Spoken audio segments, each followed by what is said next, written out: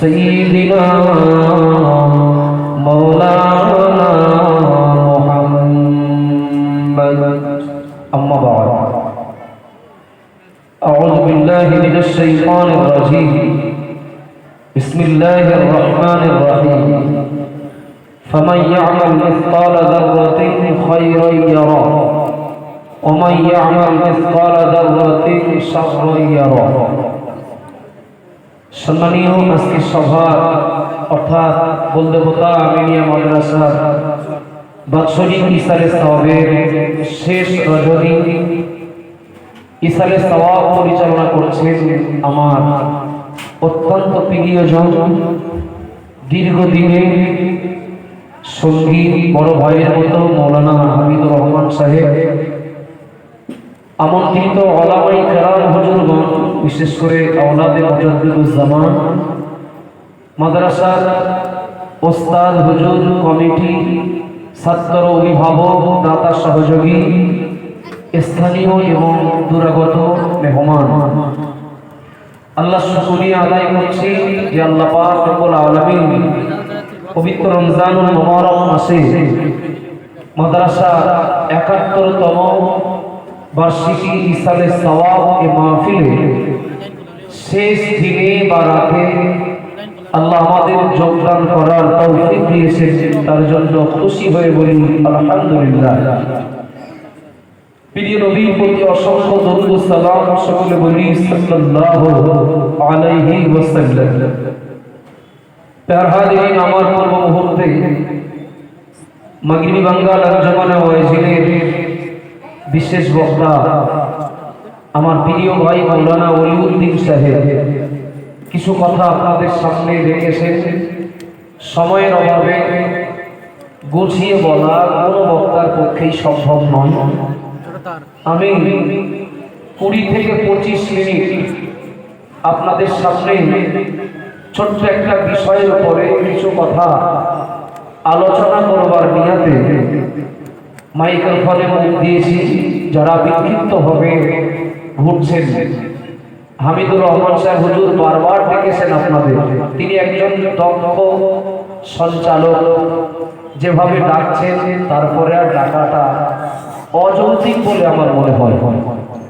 যাই হোক, মাইকের আওয়াজ শুনছেন, নিজ দায়িত্বে মজলিসে এসে বসবার আমিও আহ্বান জানিয়ে আমার ছোট্ট আলোচনা শুরু করছি।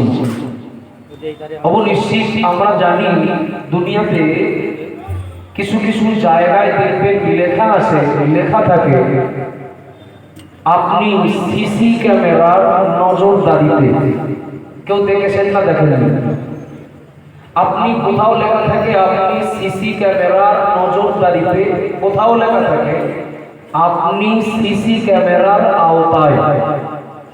আচ্ছা, এই কথাটা লেখার কি দরকার ছিল?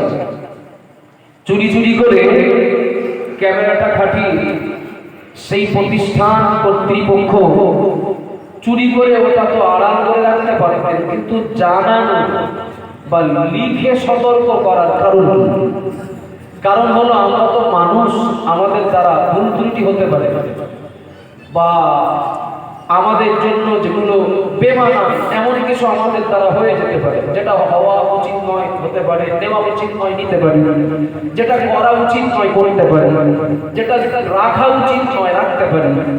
এমন কিছু ভুল ত্রুটি যেটা আইনত অপরাধ বা মানবিক দৃষ্টিতে যেটা অপরাধ বলে মনে হয়, এমন অপরাধগুলো কিছু যেন আমার দ্বারা না হয়, ওই মানুষটার দ্বারা যেন না হয়, তার জন্য আপনি সিসি ক্যামেরার আওতায় বা আপনি সিসি ক্যামেরার নজরদারিতে এই কথাটা লিখে দেওয়া হয়। এই জন্য এটা লেখা মানে বুঝে নিতে হবে ওই সিসি ক্যামেরার আওতায় যা করা হবে রেকর্ড হবে, যা নেওয়া হবে রেকর্ড হবে, যা রাখা হবে রেকর্ড হবে, ভালো করা হোক আর মন্দ করা হোক সব রেকর্ড হবে। এই কর্ম করা লোকটাকে দুনিয়ার কেউ কোনো পাহারাদার সামনাসামনি হাতে নাতে ধরতে না পারলেও ক্যামেরার রেকর্ড পার করে সময় মতো তাকে খুঁজে বার করা হবে। কথা বলেন ঠিক না ভুল? চুরি করে ক্যামেরা লাগানো হয় নাই, বা আছে বুঝতে না পেরে একটা ভুল কাজ তার দ্বারা হয়ে যেতে পারে, লিখে সতর্ক করা হয়েছে এই জন্য যে তুমি ভেবো যা করবে, যা বলবে, যা নেবে, যা দেবে সব কিন্তু রেকর্ড হবে, সাবধান কেউ নেই কিন্তু রেকর্ড হচ্ছে। বাবু একটু বলবেন সিসি ক্যামেরা যিনি তৈরি করেছেন তার গুণ, তার পরিচয় যাই হয়, সিসি ক্যামেরাটা যিনি তৈরি করেছেন তাকে তৈরি করেছেন কে? আল্লাহ। আপনারা এত কোলের কাছে কাছাকাছি থাকলে কি আর এমনি তো আমি কানে কম শুনি, উত্তর শুনবো কি করে বলে? সিসি ক্যামেরাটা এই ছোট্ট মেশিন বলি আর যন্ত্র বলি আর যাই বলি, যিনি তৈরি করেছেন তাকে তৈরি করেছেন কে? আল্লাহ। এই ছোট্ট মেশিনের পাওয়ার যদি এই হয় বাবা, ওই ক্যামেরাম্যান, ওই ক্যামেরার যিনি প্রস্তুতকারক, তার মালিক যিনি, তিনি জানেন না তামাম দুনিয়াতে কোথায় কখন কি হচ্ছে, দিনে রাতে প্রকাশ্যে গোপনে আলোয় আধারে ভালো করছে কেউ না মন্দ করছে, আল্লাহর সিসি ক্যামেরায় সব রেকর্ড হচ্ছে না হচ্ছে না বাবা? বিশ্বাস করুন আমার ছোট্ট বক্তব্য, কারণ যদি একটা বিশ্বাস করে জায়গা পায়, আমি আল্লাহর সিসি ক্যামেরার নজরদারিতে এ মানুষটাকে ভালো হতেই হবে। কথা বলে ঠিক বলছি না ভুলে বলছি? কারণ অন্তরে যদি এই বিশ্বাসটা জায়গা পায়, যা বলি দুনিয়ার কেউ ভুলে গেলেও আল্লাহর সিসি ক্যামেরায় রেকর্ড আছে, রেকর্ড হচ্ছে, সময় মতো ও রেকর্ড চালু করা হবে। ভালো করলেও দুনিয়ার কেউ পুরস্কার দিতে হয়, কৃপণতা করতে পারে, মালিক সময় মতো দেবেন। অন্যায় কাজ করেছি, দেহ বল বাহু বল, লাঠির বল পাঠির বল আছে, কেউ আমার ব্যবস্থা নিতে না পারলেও ক্যামেরার রেকর্ড একদিন কিন্তু বার করা হবে, সময় মতো আমার শাস্তি আমার মালিক কিন্তু আমাকে দেবে। কিন্তু মানুষ তো দূরের কথা, একটা ছাগল যদি আর একটা ছাগলের উপরে আক্রমণ করে, একটা গরু যদি আর একটা গরুর উপরে আক্রমণ করে, একটা ছোট্ট প্রাণী যদি আর একটা প্রাণীর উপরে আক্রমণ করে, কিয়ামতের দিন এর প্রতিশোধের ব্যবস্থাও আল্লাহ করবেন। বিশ্বাস করি না করি না? আবাজান বায়নামুনি কিদিন মা বলেনা বলে রাখুন, কোরআন শরীফের ভিতরে মহান আল্লাহ বলেন, ফামান ইয়ামাল মিসকালা যাররাতিন খায়রান ইয়ারা।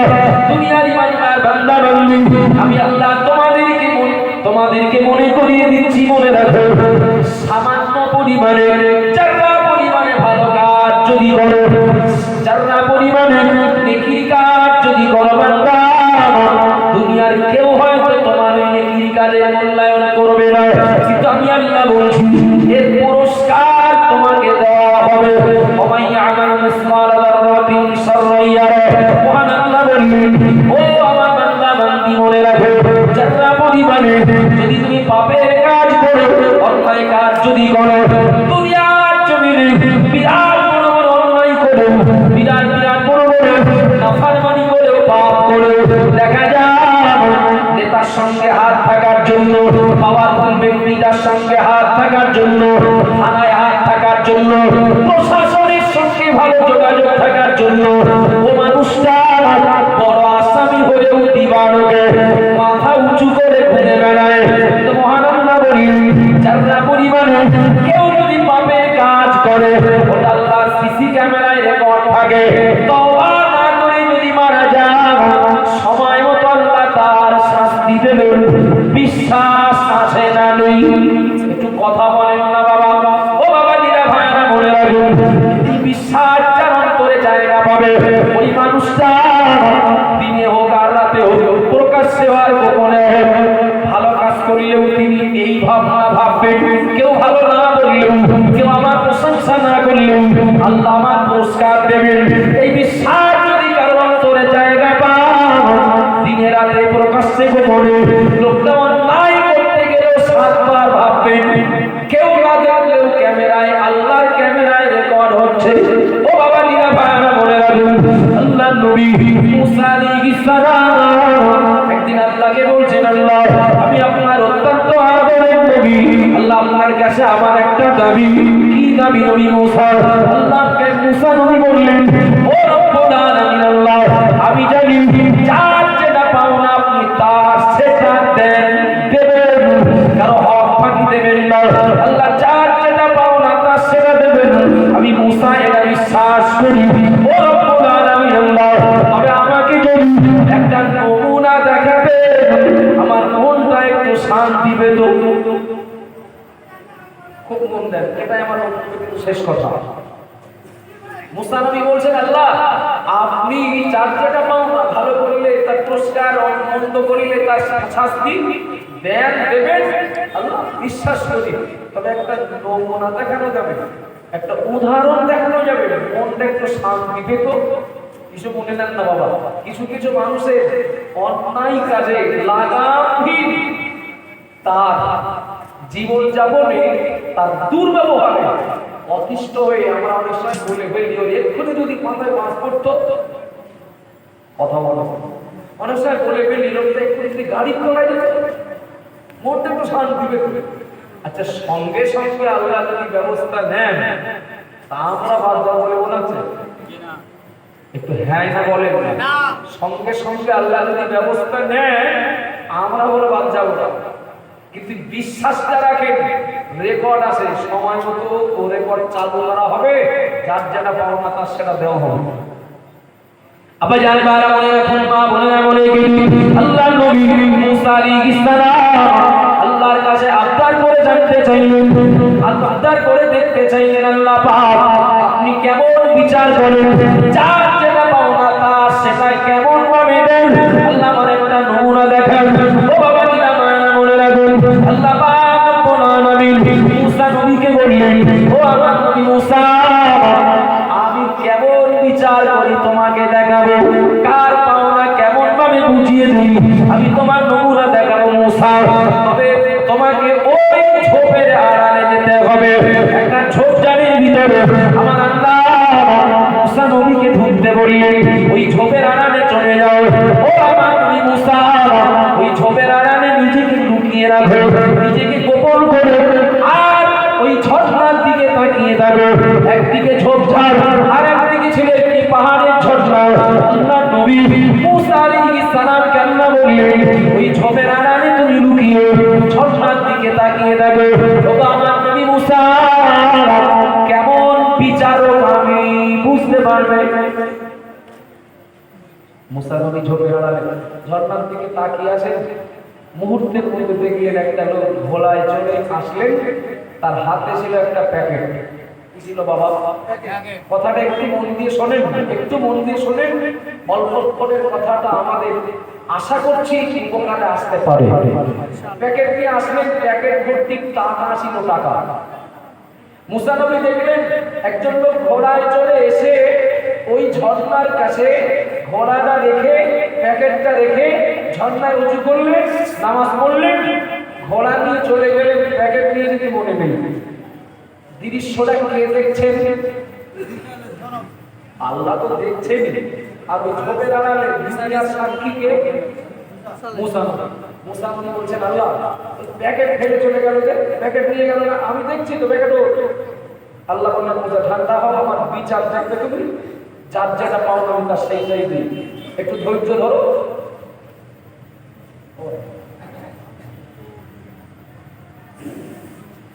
মুসা নবী দেখছেন প্যাকেটটা ফেলে লোকটা চলে গেলেন, দেখলেন আর একটা লোক এসে ওই জায়গায় ওই পাহাড়ের ঝর্ণায় ওযু করে তিনিও নামাজ পড়লেন। চলে যাওয়ার সময় তার নজরে আসলে একটা প্যাকেট পড়ে রয়েছে। আচ্ছা আমরা বলি সার্বভৌমতা ছেলে কি সবাই এরকম না, বেশিরভাগ মানুষ আমরা ছাড়বো বলে মনে হয় না। এখন চলে যাওয়ার সময় দেখেন যে প্যাকেট পড়ে আছে, প্যাকেটটা নিয়ে চোরের মতো, কেন ওরা ওই প্যাকেট না চোরের মতো প্যাকেটটা নিয়ে চলে যাচ্ছে। মুসা নবী ঝোপের আড়াল থেকে বলছেন আল্লাহ আমি সাক্ষী ও প্যাকেট ওঠছে, ও প্যাকেট ওঠ না, কার প্যাকেট কে নিয়ে যাচ্ছে? আল্লাহ বলেন ও মুসা অত ব্যস্ত হইলে হবে না, তুমি আমার বিচার দেখতে চেয়েছো, আমার বিচার দেখো। আল্লাহ আমি একটু ঝোপের আড়াল থেকে বেরিয়ে বলবো প্যাকেটটা নিয়ে আসতে তোর না, বলেন না তুমি যাই হোক তুমি ওই ঝোপের আড়াল থেকে বার হতে পারবে না। আবার জানবার মনে কি ও মা বোনেরা মনে রাখুন আল্লাহ নবী মুসা আলাইহিস সালাম দেখলেন দ্বিতীয় ব্যক্তি যার প্যাকেট না সে প্যাকেট নিয়ে চলে গেলেন। ও বাবা দিরা মায়েরা মনে রাখুন দ্বিতীয় ব্যক্তি প্যাকেট নিয়ে চলে যেতেই আর একটা অন্ধ লোক লাঠিতে ভর দিয়ে ইশারায় ইশারায় ওই ঝর্ণার কাছে এসে সবে দাঁড়িয়ে এমন সময় প্রথম লোকটা এসে হাজির। শুনছেন না মনে যাচ্ছে? এমন সময় প্রথম লোকটা এসে হাজির। প্রথম লোকটা ধারণা আমি তো এই গেলাম মানে আসলাম, এই লোকটা সারা মাঝখানে কেউ আসিনি। এই কোনো কথা নেই, লোকটা অন্ধ, চোখে দেখতে পান না কিন্তু তার উপরে এবার জুলুম শুরু হলো। অন্ধ লোকটা বলছে বাবা আমি কিছু দেখতে পাই না, আমি অন্ধ মানুষ, ইশারায় ইশারায় এই পর্যন্ত আসলাম, কোনো কথা শুনবো না, হয় প্যাকেট আর না হয় খাটের থেকে তলোয়ার বার করে বলছি মাথায় প্যাকেট দেওয়ার থেকে থাকবে, হয় প্যাকেট না হয় ঘর দাঁড়ানো। মুসা নবী তো সেই ছোপের আড়ালে ছটফট করছেন, আল্লাহ আর একটাবার আমার একটু বার হওয়ার অনুমতি দেন, আমি সব সমস্যা মিটিয়ে দিচ্ছি। ও অন্য লোকটা যে কিচ্ছু জানে না, ওটা তো আর কেউ না হলে আমি তো জানি। শুনছেন নাকি ভাই? আর কেউ না হলে আমি তো জানি। প্যাকেট ও লোক নেই, ও লোক জানেই না ওখানে একটা প্যাকেট পড়েছে। আল্লাহ বললেন মুসা ঠান্ডা হয়েছে, জানা যাবে ওখান থেকে পার হতে পারবে। আমার বিচার থাকে প্রথম ব্যক্তিটা এত পরিমাণে উত্তেজিত হলেন প্যাকেটটা না পেয়ে ঘাড়ে কোপ দিলেন, গলায় কোপ দিলেন। সেই প্রথম লোকটা মাথায় থেকে দেহবানের দিকে। আচ্ছা আমাদের কিরকম মনে হচ্ছে আল্লাহ বিচার ঠিক হয়ে করবো না? আবার এই জায়গাটায় যেন এই পর্যন্ত শুনে বাড়ি দেবেন না, আপনি ওই বলে আল্লাহর বিচার ঠিক না। এমনি এই চোখে দেখিনি আমরা, তবে তো শুনলাম, তাতে করে বিচার ঠিক আছে বলে মনে হচ্ছে। একদম ঠিক। আবার জানবার মনে রাখুন ও মা বোনেরা মনে গেলি বললে সুন্দর করে বলা যায়, সময়ের অভাব, একটু খেয়াল করুন। আল্লাহ নবী মুসা আলাইহিস সালাম বললেন আল্লাহ আমি তো জানি প্যাকেট রেখে গেল একজন, নিয়ে গেল আর একজন, অন্ধ লোকটা কিছু জানে না। অন্ধ লোকটার তো কোনো দোষ না, আল্লাহ অন্ধ লোকটার মাথা দিতে হলো, হত্যা হয়ে যেতে হলো। ও বাবা দিরা মায়েরা মনে রাখুন আল্লাহ মুসা নবীকে বললেন ও আমার নবী মুসা আমি আল্লাহ যার যেটা পাওনা তার সেটা দিয়েছি, আমি সঠিক বিচার করেছি। আল্লাহ আপনি যে ভুল বিচার করেন এই কথাটা তো আমি নবী বা পৃথিবীর কোনো ইমানদার তো বলতে পারেন না। কিন্তু প্যাকেট ঢেকে গেল একজন, নিয়ে গেল একজন, অন্ধ লোকটা কিচ্ছু জানে না, মুখ চলে গেল, কিন্তু বুঝতে পারলাম না হলো। ও মুসা ঠিক বিচার করেছি, যার যেটা পাওনা তার সেটাই। আল্লাহ আমাকে বুঝিয়ে দেন। আল্লাহ আপনি তো মালিক, আমি বললাম আমার সামান্য জ্ঞান, আমি তো বুঝতে পারছি না, আল্লাহ আমাকে বুঝিয়ে দেন। আবার জানবার মনে রাখুন আল্লাহ পাক রব্বুল আলামিন মুসা নবীকে বললেন ও আমার নবী মুসা প্রথমে এসেছিল যে লোকটা, জিলেবি বেচবো না মনোযোগ হলে বলতে হবে না, প্রথমে এসেছিল যে লোকটা ওই লোকটা একজন বাদশা, আর দ্বিতীয় নম্বরে এসেছিল যে লোকটা, এই লোকটা ওই বাদশার বাড়ির দীর্ঘদিন কর্মচারী ছিল। ও বাবা দিরা মায়েরা মনে রাখুন আল্লাহ মুসা নবীকে বললেন মুসা নবী মনে রাখে কর্মচারীর সঙ্গে বাদশার একটু মনোমালিন্য হয়, যে কোনো ব্যাপারে একটু মনোমালিন্য হয়, মতবিরোধ তৈরি হয়। ও বাবা দিরা মায়েরা মনে রাখুন বাদশার ক্ষমতা আছে, বাদশা ঘাট করে ওকে বাড়ি থেকে বার করে দেয়, হাট চলে যা, এ বাড়ি তো জায়গা নেই।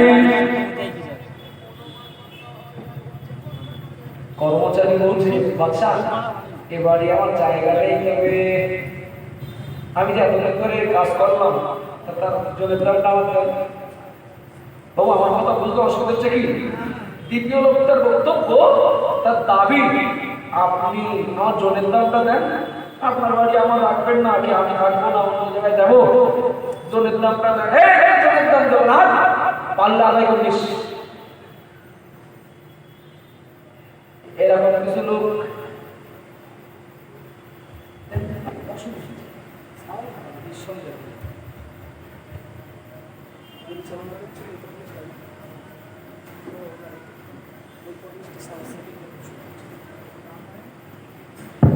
আলহামদুলিল্লাহ, ঠিক আছে। আপনাদের সাউন্ড পরিষেবা খারাপ হলে আল্লাহ করবে, খুব সুন্দর স্যার, আলহামদুলিল্লাহ। একটু খেয়াল করুন। আচ্ছা, এইরকম কিছু পালোয়ান আছে না নেই? আজও ঘাট ধরে বার করে দেয়, কথা বলেন না, ঘাট ধরে বার করে দেয়। ক্ষমতা আছে, শক্তি আছে, জনগণ পিছনে আছে, ক্ষমতার অপব্যবহার করে যাকে তাকে ঘাট ধাক্কা দিয়ে বাড়ি থেকে, মজলিস থেকে, নিজের জায়গা থেকে বার করে দিচ্ছ। সবগুলো সিসি ক্যামেরায় রেকর্ড হচ্ছে। কথা বলে বলে তুই পারলে আদায় করে যা। আবার জানবার মনে রাখুন, আল্লাহ বললেন নবী মুসা মনে রাখো, আমার এই বান্দা ওই মালিকের বাড়ি থেকে বেরিয়ে দুনিয়ার কোনে বিচার দেয়নি। আমি আল্লাহ বিচারটাও আমার কাছে দেয়। ও রব্বুল আলামিন, আল্লাহ দীর্ঘদিন কাজ করেছি, আল্লাহ কঠোর পরিশ্রম করেছি, আমি ওর কাছ টাকা পাই কিনা আপনি তো জানেন। ওর ক্ষমতা আছে বলে, ওর পাওয়ার আছে বলে ও ঘাট ধাক্কা দিয়ে আমার হক নষ্ট করে বার করে দিচ্ছে। আল্লাহ বিচারটা আপনার কাছে দিলাম, বিচার আপনি করবেন। ও নবী মুসা, দুনিয়ার কোন বেঈমানি করতে পারে, আমি আল্লাহ তো বেঈমানি করি না। ওই বিচারটা আমার কাছে ছিল। নবী মুসা মনে রাখো, আজ প্রথম বান্দা অর্থাৎ ওই বাদশা প্যাকেট ভর্তি টাকা নেই, তার প্রয়োজনে কোথাও বেরিয়েছিল, তবে ওই প্যাকেটে ততটা টাকা ছিল কর্মচারীর জনের দাম যতটা বাকি। শুনছেন নাকি? মনে করেন আমরা আপনাদের ভাই, আমরা 10,000 টাকা পাই, আবার আমি আজকে এমন একটা কোথাও কোনো কাজে যাচ্ছি, 10,000 টাকা দিয়ে যাচ্ছে, হয় এরকম অবস্থা। ওই বাদশাহ প্যাকেটে করে টাকা নিয়ে যাচ্ছিল, ততটা টাকা ওতে ছিল ওই কর্মচারীর জনের দাম যতটা বাকি।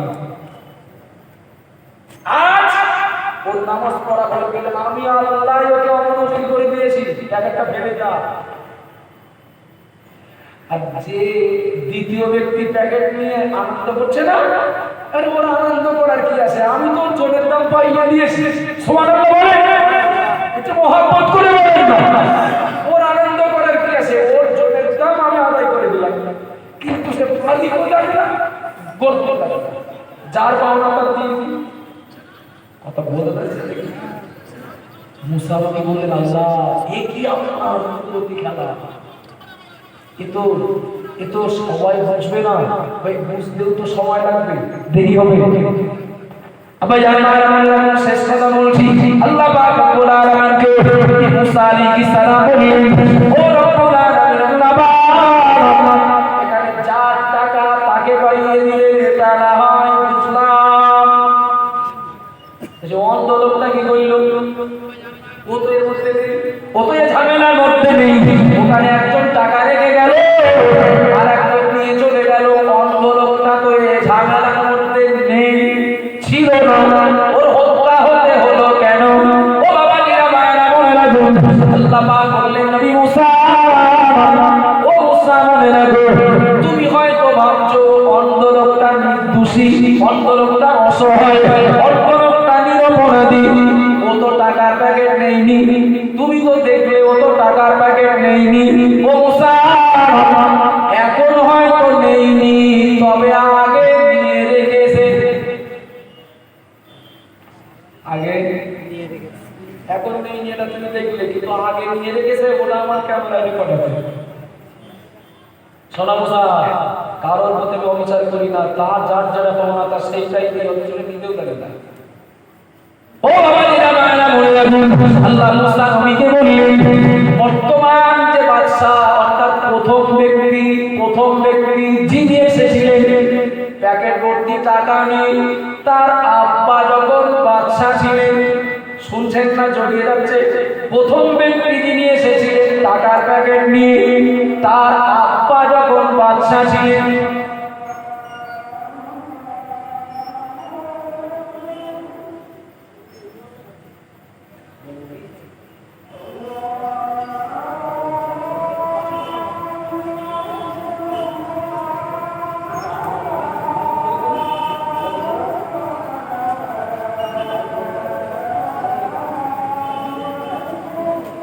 উঠবেন না 5 মিনিট।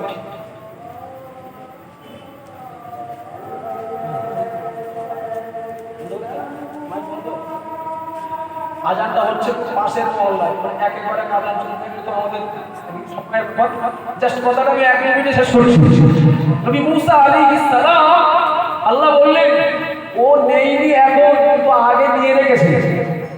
জি, প্রথম ব্যক্তি যিনি এসেছিলেন বাদশা, ওর আব্বা যখন বাদশা ছিলেন, অন্ধ লোকটাকে ওর বাপ বিশ্বাস করে বডিগার্ড বানিয়েছিল। তখন অন্ধ লোকটা অন্ধ ছিল না, তখন হৃষ্টপুষ্ট এবং খুব শক্তিশালী পুরুষ ছিল। তাই প্রথম ব্যক্তির বাপ বাদশা থাকাকালীন এই অন্ধ লোকটা ভালো থাকা অবস্থায় একে বডিগার্ড বানিয়েছিল।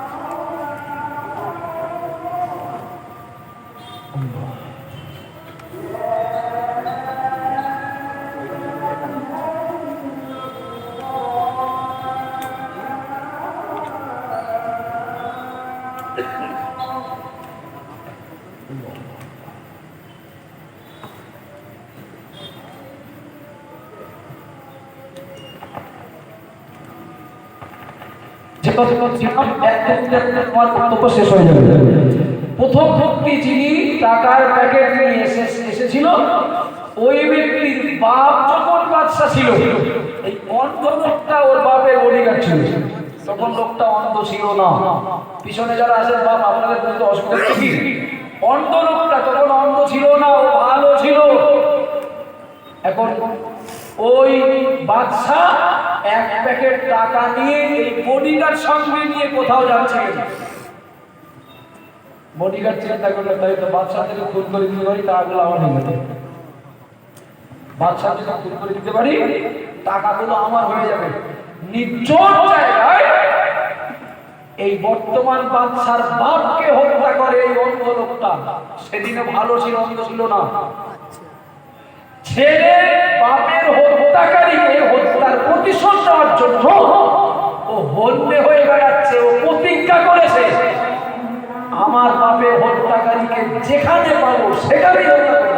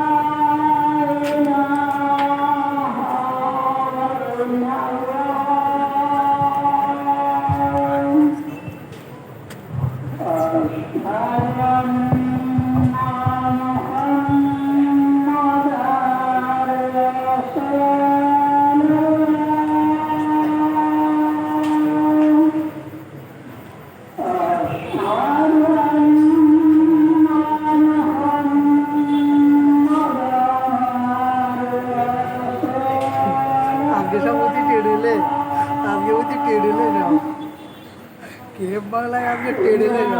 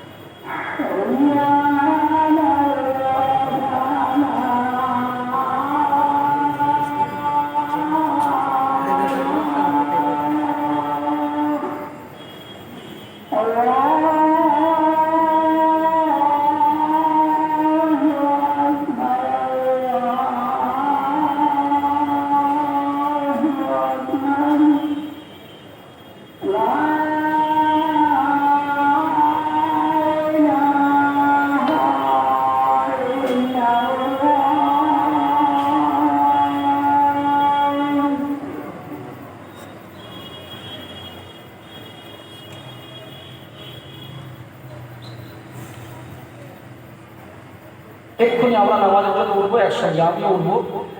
তো মহান আল্লাহ মুসা নবীকে বললেন যে প্রথম ব্যক্তি টাকার প্যাকেট নিয়ে এসেছিল, যে লোকটা, যে ব্যক্তিটা ওর বাপকে হত্যা করেছিল, এই অন্ধ লোকটা।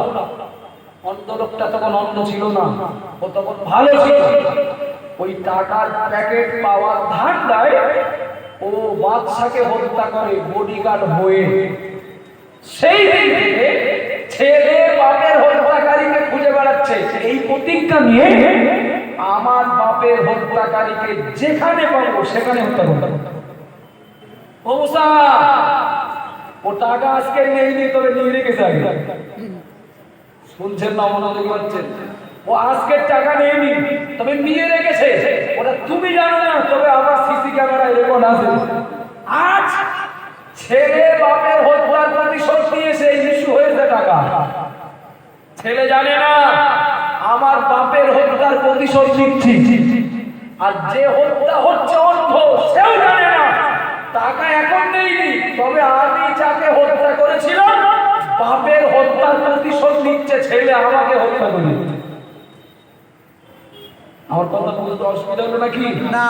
যার যেটা পাও না তার সেটা দিলাম, কেউ বলো খবর রাখে না, সব ধোঁয়াটার মধ্যে। বাবা, এই বিশ্বাস আমাদেরও আছে না নেই? ভালো করি মন্দ করি, দিনে রাতে প্রকাশ্যে গোপনে যাই করি, তার পাওনা ভালো হোক আর মন্দ হোক, এর পাওনা আল্লাহ দেবে, এই বিশ্বাস আছে না নেই? এই বিশ্বাস যদি থাকে কথা বলতে হবে হিসাব করে, এই বিশ্বাস যদি থাকে কোথাও যেতে হবে হিসাব করে, এই বিশ্বাস যদি থাকে কিছু করতে হবে হিসাব করে, কিছু বলতে হবে হিসাব করে, কিছু সিদ্ধান্ত নিতে হবে হিসাব করে। দুনিয়ার কেউ হয়তো আমার বিচার করবে না, তবে সিসি ক্যামেরা একদিন কিন্তু মালিক রেকর্ড বার করে যার যেটা পাওনা তার সেটা দেবেন। আচ্ছা, এই বিশ্বাস এই মজলিসে যারা আছেন আপনাদের সবার আসে না নেই? একটু কথা বলেন তো, বিদ্যায় তো নারাই তাকবীর। আচ্ছা, মুফতি আব্দুল কাইয়ুম সাহেব হুজুর আমাদের মুর্শিদ, তার হাতে যদি 10 টাকা দেন আল্লাহ তার পুরস্কার দেবেন, এর বিশ্বাস আছে না নেই? আচ্ছা, যদি ফুলপুরা শরীফের হুজুরের হাতে 10 টাকা দেন আল্লাহ তার পুরস্কার দেবেন, এর বিশ্বাস আছে না নেই? আর আমি ছোট মানুষ বলে আমার হাতে 10 টাকা দিলে আল্লাহ কিচ্ছু দেবেন না, এই বিশ্বাস আছে না নেই? কি সবাইকে উঠতে হবে? এটা নির্দেশ না, এটা নির্দেশ না। আব্দুল্লাহ ভাই, মাদ্রাসার অন্যান্য হুজুরগণ, আবু সালে ভাই সহ তারা এই বলতে বলতে আমিনিয়া একদিকে হাফিজি অপরদিকে খারিজি মাদ্রাসাটা চলছে, অনেক বেনার বোঝা মাথায় নেই। এমনিও আমরা সবাই উঠবো এখন নামাজের জন্য। আমি পীর না, আমি বিরাট বড় ধরনের কোনো ওলি গৌস কুতুব না। আপনাদের কাছে আমি একটু 1-2 মিনিটের জন্য উঠবেন সবাই, এমনিও স্টেজ থেকে ঘুরে যাওয়া যাবে 10, 20, 50, 100, 200, কিংবা যদি মনে হয় আব্দুল মহিদের মতো ছোট বাচ্চাদের কাছে আমি 500 টাকা ওয়াদা করবো এই মাদ্রাসার জন্য, একদম সময় হাতে 2-3 মিনিট, তার বেশি নয়। আমার আগে হাবিবুর রহমান সাহেব হুজুর বলেছেন আমার মতো ছোট মানুষটার দায়িত্বে সংগঠনের 3টে মাদ্রাসা বালতি সিদ্দিকিয়া